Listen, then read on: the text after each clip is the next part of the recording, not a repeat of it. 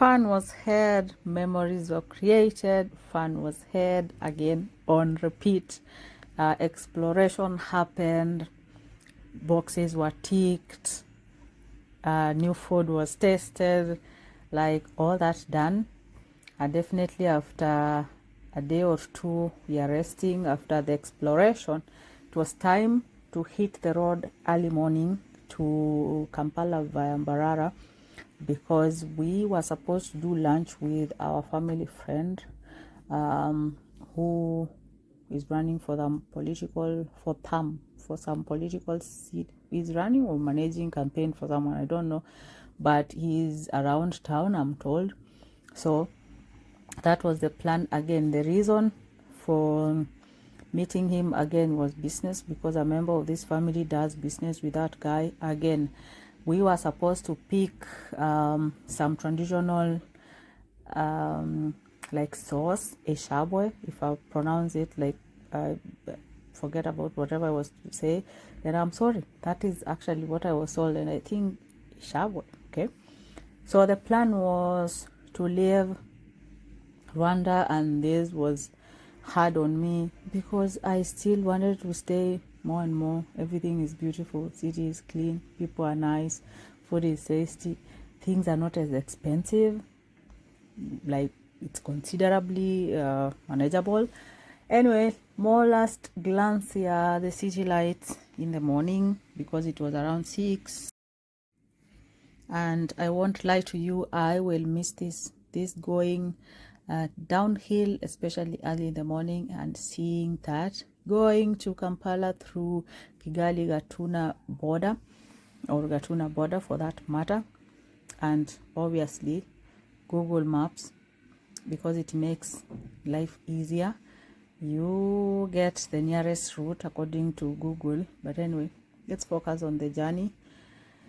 Do 60 kilometers per hour, because what else can you do? Again, it's very easy to drive even when it's at night, because barabara iko well lit, and then well maintained, and then nobody's speeding.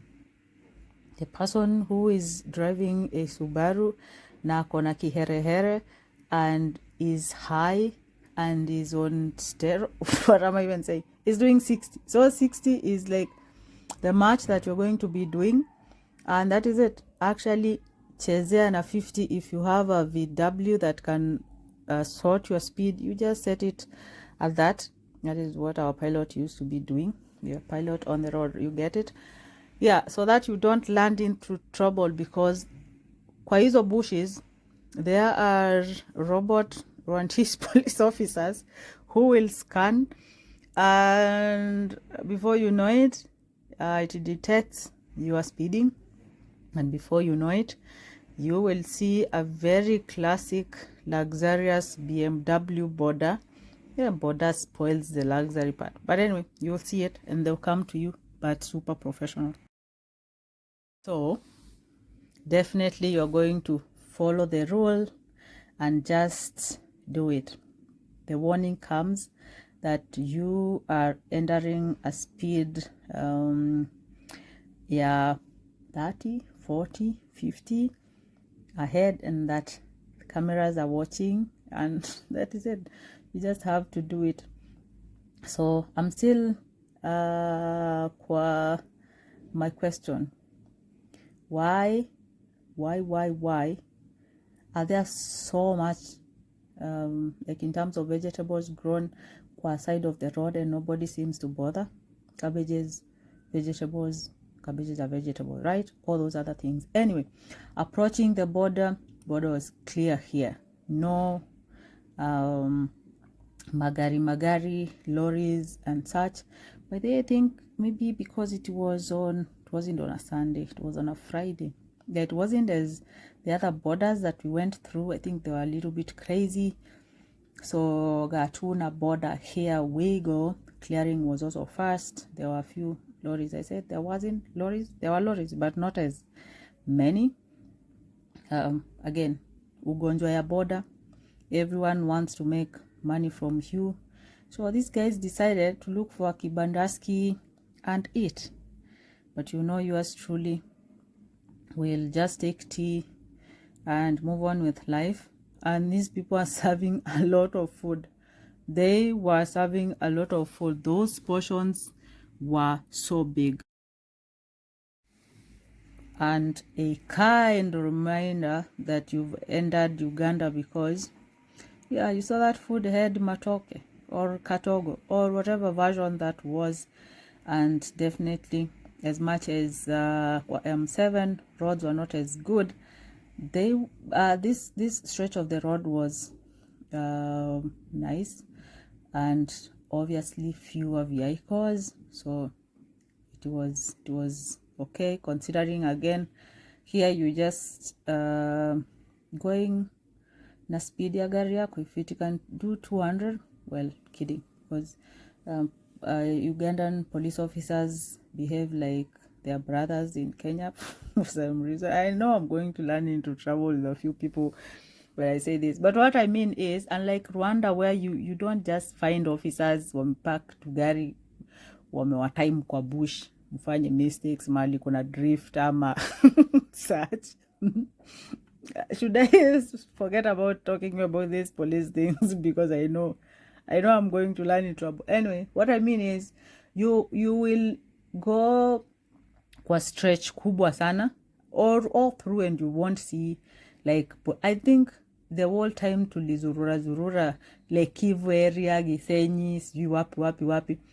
The only place we found gari ya police was approaching the Kivu belt at some point, but the only other time I remember was time tulistopiwa na the BMW guys, and they just wanted to see whether the registration, the COMESA was in check,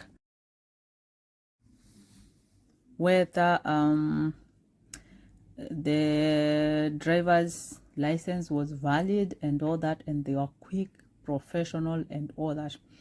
Anyway, back to the story before I digressed. I was saying that it is not easy to find officers wamepak magari like Kampala or Nairobi for that matter. So taxis, yeah, they are matatu, aka matatu in Uganda.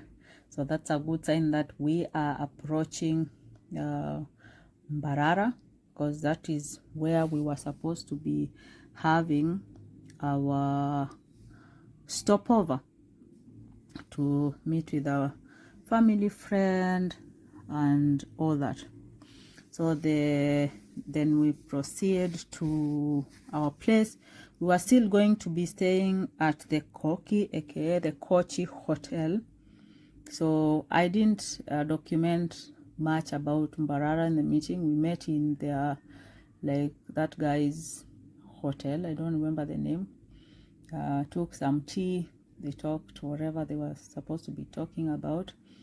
And because we were to hit the road and get to Kampala before it was late, we had to get on the road, but we were delayed for sure. The guy that was sent to bring our Ishabwe took some time, but we managed to get to Kampala before it was dark.